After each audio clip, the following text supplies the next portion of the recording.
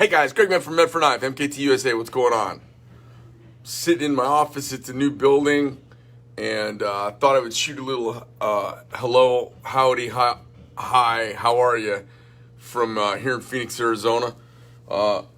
It's been a crazy year, so I'm going to give a little knife shout out, and then for you guys who are not into anything else that I do, then you can just hop off and you don't have to be all like mad at me or call up my dealers threatening them. Don't forget, we've got our BladeHQ exclusive Praetorian Swift drop point in CPM 20 CV. It's the first time we've ever made knives out of that material, and you can get them exclusively through BladeHQ. So hopefully you guys will swing by there and say hi to them. See, this weekend, what am I going to do? I'm going to, you know what? I'm going to take my boy out, and we're going to do a little dirt biking, and one of my friends, we're going to go out. I got a KTM 350, and and Jack's got a, what does he have? He's got a KX85, and the other little guy we're going out with, he's got a KX85. So we're going to go out and let my boy rip it a little bit and kind of get his sea legs. I went out doing some single track trail through the desert with a buddy of mine a couple weeks ago, and I was surprised with myself. I was able to hang. I've got more of a motocross bike, and I really need more of a trail bike. Anyways, we were like riding through cactuses and through 100-foot long culverts falling out the other side. I was like, oh my God. He's like, just stay with me, it'll all be all right. And I was like, oh my God. At one point, he's riding along and just disappears in front of me, and I'm next thing you know, I'm looking down, I'm like, oh shit, and I come down behind him. It was just great fun. So we've been out, you know, I like to look at the positive of things. So let's talk about some positives, okay? So here's the positives of the COVID lockdown. The positives are, we've all spent a lot more time with our family than we normally would. A lot of you guys drink a lot less than you used to. We've been going out and doing a lot of outdoor things, for sure, more than ever, because they haven't restricted that here in most places anyways. Motorcycles were kind of a dying thing, you know, and motorcycles are back on because dudes are like, well, they can't take that away from me. And I think draconian measures like federal lockdowns, I think they change people's perception a little bit, and people who otherwise just kind of go along, get along, start going, I think I like being a little free. You know, I mentioned this, we're doing a family Zoom video, and there's a bunch of us on there, and one of the in-laws, I was mentioning how I'm lucky I live in a state where we kind of process public policy with a large freedom component in the decision-making process. And as I said that, you know, everyone was talking about their jobs and their families and life. And we talked, and you know, and then Amy and I and the kids were on, and we talked about what's going on in our life. And then I said, and you know, when it comes to talk about jobs, I just can't say, oh, work's going well, and you know, I got a promotion from the boss. You know, we run a little knife company. So I started to talk about this, and my in-law just snapped at me for talking politics. And I was like, man, I was just saying that we feel really blessed and lucky we've been able to stay open while so many places have been closed, because our state kind of processes public policy with that freedom component, not just the safety component. There's always a balancing freedom and safety, I suppose, right? And I guess that's a thing, you know, we can all think about. I think the COVID thing's winding down. I think it was a real thing that got very blown out of proportion, and like so many things, the government bureaucracy completely overreacted and didn't let us all do what we do out here. You know, this country's got an interesting component to it. There's country wisdom at every corner, and then there's Washington insanity. And you take anything, we have people ruling us who are experts. If any of them are experts, it's in one thing, and most of them are experts in nothing. And they're ruling, and they make decisions on the most nuanced and complicated issues of our nation. And they're the most non-expert, uninformed people there are. You know, the entire idea behind a ruling group of people who were elected is that they would have the time, not farming during that period, to be reasonable subject matter experts on the things that they would vote on that affect us all. But what it turns out is corporations that don't represent us write laws that affect their industry, and then they pay off a senator or a congressman to bring that law to Congress, and then they pay a lobbying firm to pay other people to all get in on supporting the bill. A lot of congressmen and senators, they just don't even write bills. The people that they're saying that they're protecting us from, or governing, or ruling, or whatever, they're the ones who write the rules. And then they sign it. And there's always the unintended consequences, because they only think in sound bites and re-election bites. They don't think in what's good for the country. So I'm not just going to complain today. I'm going to talk about 5 topics. I'm going to talk about the solution of them. And then I'm going to offer, were I to run for president, I'm going to offer my solution. Here it is. And it's not the final solution. It's just a solution. And you guys tell me what you think. Okay, topic number 1, beginning of the end of COVID. Here's the beginning of the end. They promise $2,000 to every American, which shows how fundamentally out of touch they are. Like $2,000 is going to make a difference for people who have been out of work for a year or 6 months or haven't made their rent in 5 months. And all they could come up with was a fraction of that and a lot of other stuff, which tells me that the momentum is not there and the money is not there. Of course, we already knew that. And since they're not able to deliver what they've been promising, that means it's kind of the end of the money. The second thing is, a federal judge today overturned or basically ruled it unconstitutional, the mandate to no longer be able to kick people out or evict them from places from which they don't pay their rent. Which seems like a good idea, but everything that they've done is only kick the can down the road with no responsibility.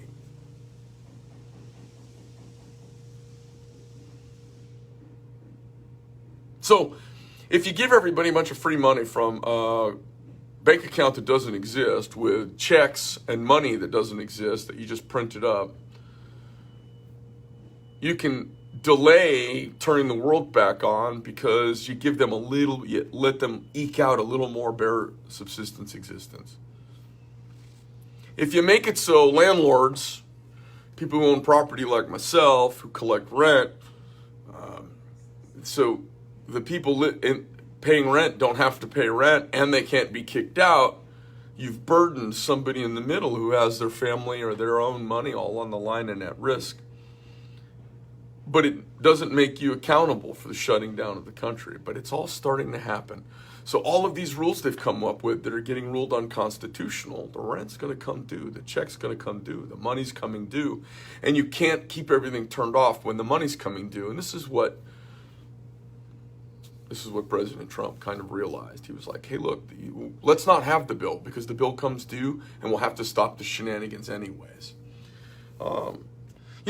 I've had a lot of people say to me, Greg, you don't wear a mask. What kind of ignorant troglodyte are you? Or, it's a little thing. Why can't you just get along with everybody? And it's just not the way I process the world. I don't process the world trying to avoid risk. I'm in a risky enterprise. I ride motorcycles. It's risky. I fly airplanes and was an airshow pilot. Super risky. Everything I've done is more risky than me walking around at age 50 in my whatever physical condition I'm in. I'm not in the danger zone.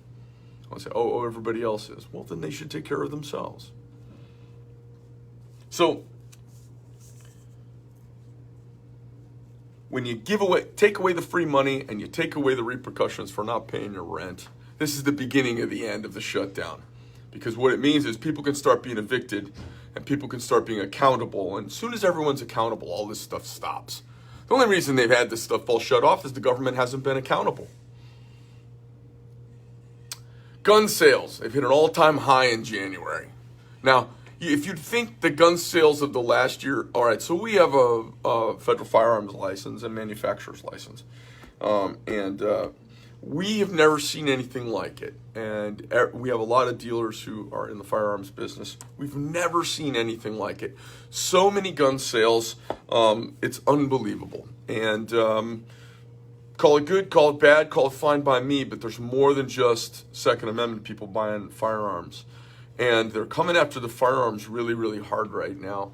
And I hope what happens as people, it's easy to sit back when you don't need these rights. It's easy to sit back and acquiesce to little infringements on them. Oh, well, background checks, it's reasonable. It is. Oh, universal background checks. It sounds reasonable, but then it turns out a dad can't give a gun to his kid, or a dad can't give a guy can't give a gun to his brother. They start limiting private property transfer, and then they'll say, oh, they can do it here. Now you need a special license to sell your car. And it's just a matter of time, because it's what they do. They leverage everything that's before in kind of a Magna Carta way to leverage their way into more power and more control. So gun sales have gone up because everybody's going, oh, our right may be taken away, I better go exercise it. And folks who don't think, who aren't into the Second Amendment, who don't realize it, it's like free speech. Nobody ever thinks free speech is important until you need to speak, until you need to, until you're compelled to, until someone ruins your life because you spoke, even if it's true. And that's why we have First Amendment rights. And what's going on is the ruling class, they're playing with us, and they're playing us against each other. They're playing blacks against us. They're playing blacks against each other. They're playing gays and lesbians against us. They're playing everybody against me. And guys like me, white guys. We're being made the evil person. We're being scapegoated.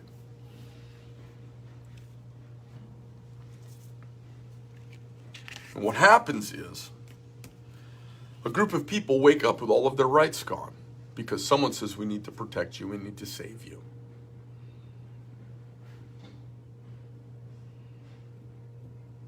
Every time they get involved, they don't make us safer. Every time they get involved, they make things more expensive for the consumer. And every time they get involved, their total goal and aim is control and safety. It's never freedom and liberty. There was a philosopher, he said, the life unexamined is not worth living. And I would say, a life without risk is virtually not worth living. The first thing we do, unless we're cut out of our mother's belly, the first thing we do almost kills us. And you have to fight for your air. We're built to fight. We are made to fight and scrape for our existence. It makes us stronger and healthier and more vibrant, and it's super rewarding. I think of that great Frank Sinatra song when he talks about the younger years.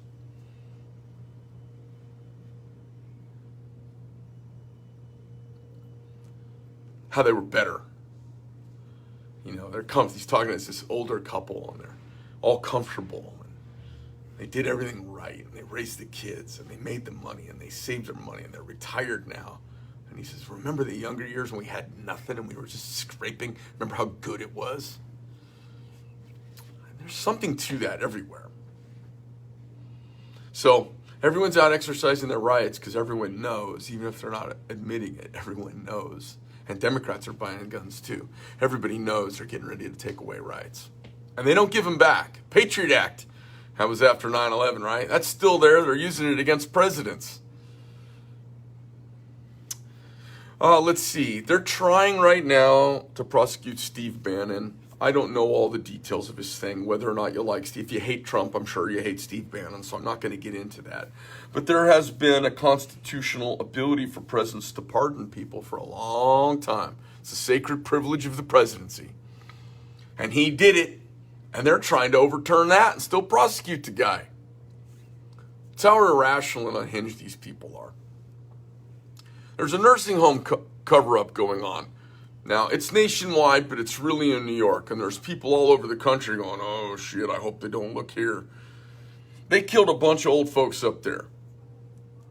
And their public policy killed them. Their bossiness, Hermione Granger, know-it-all, tell you what to do, killed them. And I think we all need to go after them. Now, if you just do public policy and people die because of it, that's life. That's the way it goes. But if you do things that are probably not constitutional, they are draconian, and you cover up and lie about it because you know something bad happened, and you're out there blaming everybody else for it, those some bitches ought to be strung up, thrown in jail. And you know who I'm talking about.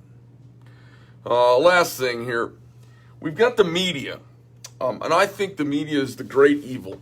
The media is supposed to be a partner of ours. I'll talk about this just for a minute, and I'll leave you guys to your lovely weekend. Oh no, I was going to tell you my solutions to fix the country. I have two. They're really simple. You guys are going to hear me. You're going to go, I could have had a V8. The media, which is, so think about this, okay? Revolution ends, 1783, a constitution is proposed. It's worked on.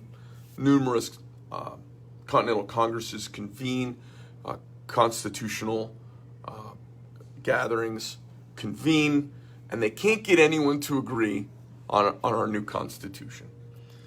So they find out what the grievances are of the states that won't sign on, and then they try to take those grievances and codify them into an addendum document to add to the Constitution to say, okay, you're not sure about this because of these reasons. They found what the common reasons are, and they put them together, and they were the first 10 amendments to the Constitution, the Bill of Rights. Freedom of speech and assembly, religion and prayer, freedom of, Second Amendment, right to keep and bear arms, shall not be infringed, right to stand up militia, blah, blah, blah. And you go through these, to not incriminate yourself, to not have to quarter the king's to quarter troops. There's all sorts of, a lot of stuff works its way down and becomes a little more obscure, but they are reactions to the grievances of abuse of power. And what we see, the very first one is the freedom of the press, the freedom of speech. That was what they all agreed needed to be codified in the Constitution in order for them to ratify the new nation. So clearly, a free and open press is super important, and the founding generation knew that, and we all know that. But they've stopped being our partners somewhere along the way. So we've got to hold them accountable. Now, for my friends out there who are left of center, or Democrats or Biden supporters, here's the challenge. Sometimes liars are telling a lie that happens to benefit you or coincide with your opinion. It's really important, and it happens to us on the right-hand side, it happens to everybody. It's important to be an honest broker and know when someone is saying something that's a lie just because it happens to support your opinion doesn't make it right. It's a subtlety of morality that most of you get, and many of you don't. And half the people out there in this country think that it's okay. If somebody hacks an election, and it happens to go your way, it's not a cause for celebration, cheer, and a vindication of your ideology. It's a moment to go, okay, that worked out our benefit, but we need to fix that because it's not going to always be in our benefit. We've got to have more length of vision. Unlike a child, we need to look forward in the future. And we don't see a lot of people being honest brokers. They're just, they see potentially something gets subverted or stolen or done illegitimately, but it's in their favor, and they're just going to cover their ears and blind their eyes to it and go along with it like it's the gospel. That's not very honest, and it's not right, and it's going to come back and bite everybody in the ass. So the freedom of the press is super important. So what's happened here, and I know you guys know this, is the press has lied wholesale about our last president. They've done a cover-up and lied about our current president, and they're the shills of big corporate America. Not big corporate America that's doing the good, big corporate America that's doing the bad. Big corporate America I like. because I know one thing about them that is an absolute fact, it is an immutable truth. They are making money, and they'll do almost anything to do it. They'll donate money to Black Lives Matter if they think it'll help them. They'll pay off anybody for anything if they feel that it gives them a little bit of cover to make money. They'll go along with anything if they can make some money. And the press is supposed to point that out. And they're supposed to be representing us while we're out here working and paying our taxes. And what happens is our NYU and Columbia and Boston College and all of our East Coast establishment and our Berkeleys and our UCLAs, University of Chicago's, all of our press and media liberal arts educated folks who gravitated towards the liberal arts because they weren't good at science or math for the most part. You know, everybody who was bad at math went into English lit and became a bunch of socialists. Then they'd be, how do you make money as a socialist? You go into the press.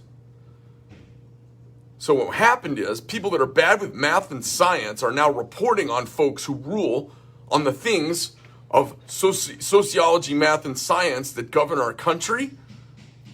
And then they're being watched by people who are illiterate in math and science. And the people governing us are illiterate in the facts of the day because almost none of them are specialists in anything but popularity.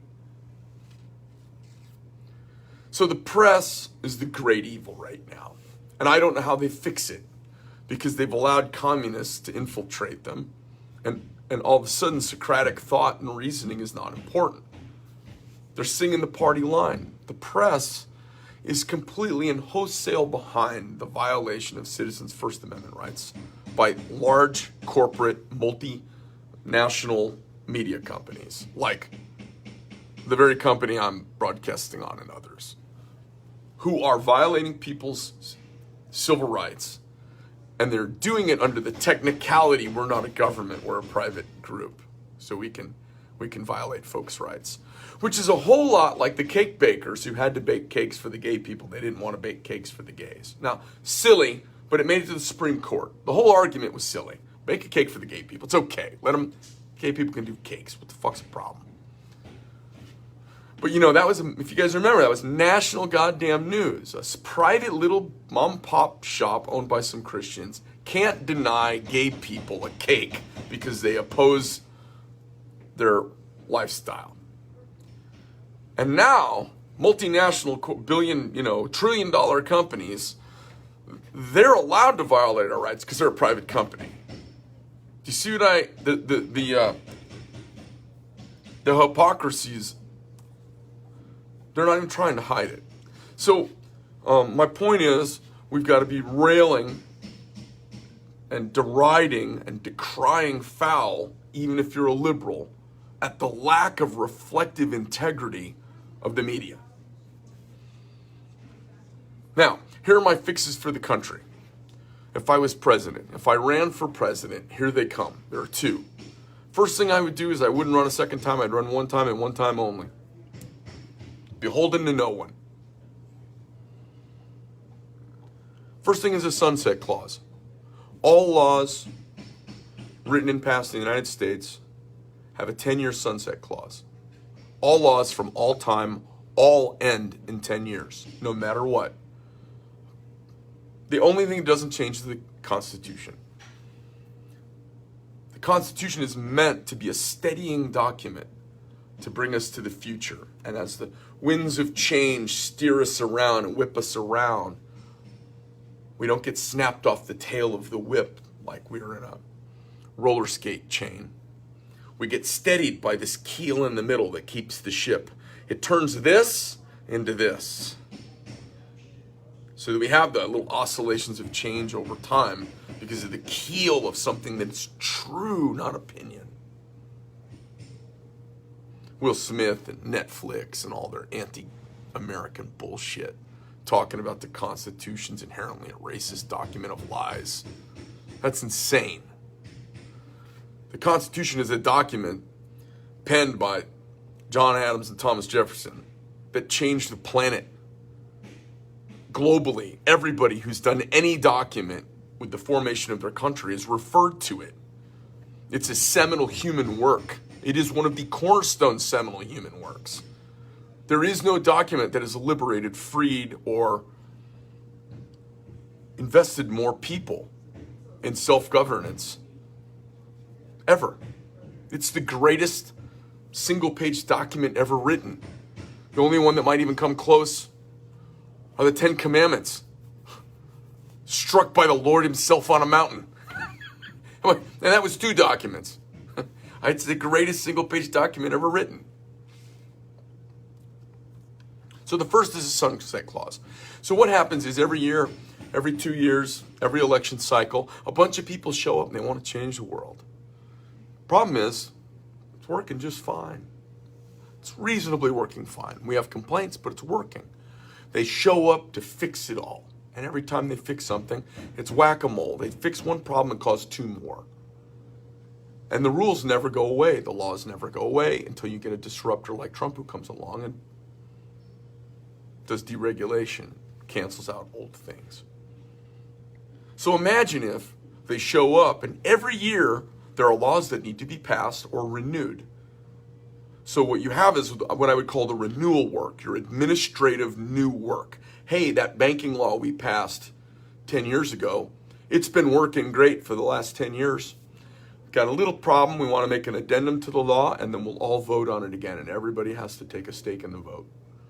What it would do is keep them really busy, and it would make laws that were written that weren't perfect. It would make them get better over time, and laws that didn't have the popular sentiment of the current moment would fall off the books. So it's a 10-year sunset clause. Let's say they come up with a crazy anti-Second Amendment piece of legislation. Worst case scenario, it goes on for 10 years, and then they've all got to come up and do it again in 10. Worst case scenario. Let's say they come up with a background check law that actually works and it's good, but it creates a glitch. Well, when it comes up for renewal in 10 years, they can fix the glitch. We've got stuff on the books from the 1800s, these arcane things that still cause people problems and get used in legal chicanery all the time. That's the first thing. The second thing would be a 2-term limit for senators and a 3-term limit for congressmen. That's it. There are other things you could do out there. Stop lobbying and stop this and stop that. And the truth is you can't stop lobbying. There's going to be power and influence that's always being wielded around. And when you start limiting power and influence, you start limiting power and influence of the institution. Then you start limiting power and influence of the group. Next thing you do, you start limiting power and influence of the individual. Next thing you do, you could tell everybody they have to stay in their house for a year. There's no freedom of speech. And we can oppress you because it's what you're saying is not true, because we're the arbiters of truth. 2 rules, 2 changes. It changed the whole country. It would take Congress and it would give them something to do that would be valuable to make existing legislation that is currently making our country function.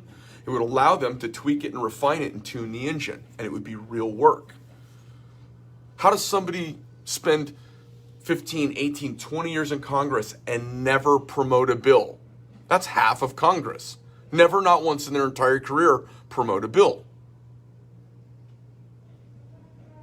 So what I think is, you make all of the laws by which we function on daily, you make them, they limit, they sunset, they end at 10 years. So they know it's coming up. Hey, 2 years from now, we got this thing coming up with the Second Amendment. When they start having the debate about, hey, it's coming up. We're going at it, 2023, it's happening. We're going to have a vote on that NFA or the machine gun law, and it comes up, and everybody's had a big debate on it. We're more well-informed than we are on the fucking write-in ballot, or than we are on the little blurb they read on the ballot, or what they heard on talk radio, or what they heard on MSNBC or Fox News or anywhere else. We've had years to cogitate on it and debate back and forth and hear enough bits about it. Going, yeah, you know what? It didn't really change anything. I don't know why that law is important. All it did is it gave my uncle a hard time. It gave my son a hard time. I mean, I'm not into guns, but it gave everybody a hard time. But it hasn't made anything any safer. And there'll be data. And then the bill goes away because everyone's got to vote on it again. They got to put their skin in the game. So that's what I think congressmen should be doing. They should be doing administrative reenacting of good things and the tweaking of things that currently exist that have negative components to them. They should be fixing that. We should keep those fuckers busy. Keep them busy, making the country a better place, making our current rules work better. And less busy pitting us all against each other.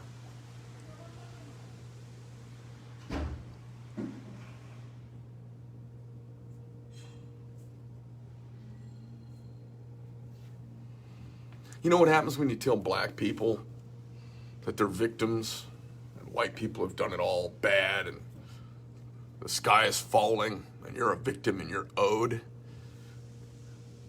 They're just trying to get them on their side for the vote. They're not going to fix anything for anybody. You know, what happens when you say, oh, all Republicans hate gays? It's not true. Oh, sorry. I'm in a live video. Okay. Guy's in the bathroom and he has no power back there. Who do I talk to? That would be a breaker incident, and not me in a live video. So, if you tell gay people that Republicans don't like them and they're a bunch of just Christian haters, you can find some Christians who are haters, and most Christians are not haters, because everybody's got somebody gay in their family. We get this all works out. We're all loving and compassionate to folks of varying different choices in their life or ways of life. But they pit us against each other. Why? Because the enemy of my enemy is my friend. The enemy of my electorate is my friend. They're just lying to people, and the press is in on it instead of reporting, because they're Marxists. So we're in the middle of a Marxist revolt in this country, and hopefully we can shut it down. That's my Friday. That's what's going on with me. Those are my two fixes, folks.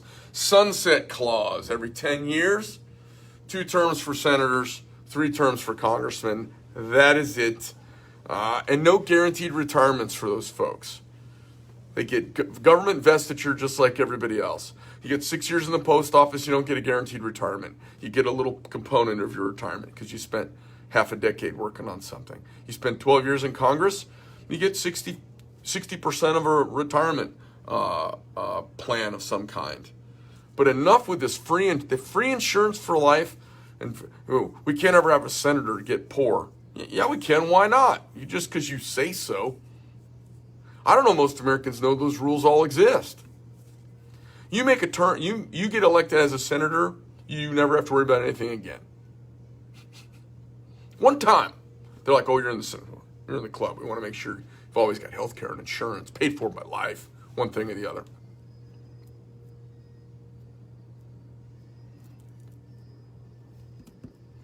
Well, I hear I'm polarizing.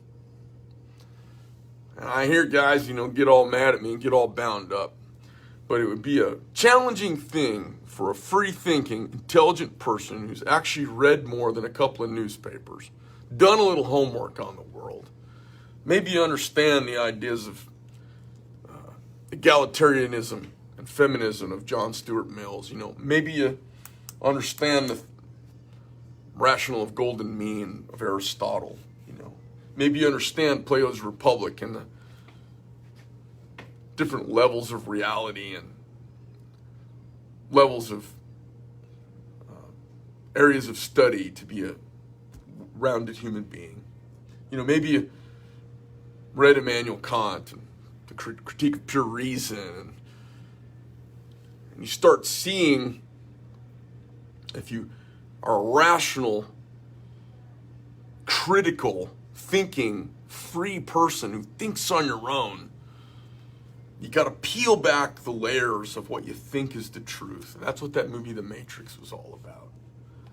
And when you peel them back, everybody's lying horribly, and they're lying to you, and they're lying to me. And those of us who stepped outside the lie, we just seem like rabble-rousing troublemakers, but we're really not.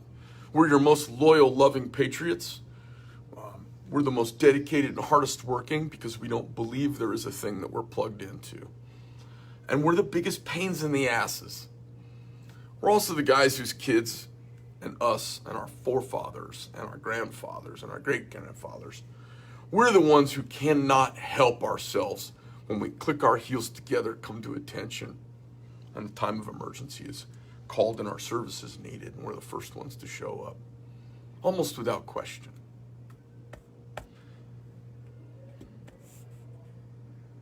You guys have an awesome weekend. Hang out with friends and family. Give somebody a hard time about wearing the mask if you're not immunocompromised. And I think I said this when this all started. We will never get our freedom back until we take it. And I don't want my freedom given to me. Thank you. I am not a subject of anyone. So I take my freedom every day. I've not been depressed by all of this. I've been amused by it. I hope you guys have a fantastic weekend. You ready for lunch? Yeah, I'm just enjoying the Mexican karaoke. Oh my God, that's so fucking funny. I had some Mexican guys laying tile in one of the bathrooms. It sounds like polka music from Germany from 1880. All right, guys, have a killer weekend. Greg Medford from Medford Knives, MKT USA. Check us out on Facebook, obviously, Instagram, YouTube. Go by YouTube. We've got some new things coming. You'll see. We're going to have a bunch of fun over this year and kill it, add some new cool products. And I'm going to keep kind of spouting my country wisdom out there and see who wants to hop on the Greg train and be a part of. You don't have to agree with me. You just got to be a critical thinker. I don't care. If you end up left of center after critical thinking, I kind of like to see how you get there. Like, you know, I want to see how you get there. But if you're just sitting over in a pool of your own poo and you haven't thought about it, I think the life unexamined is not worth living. I'm out.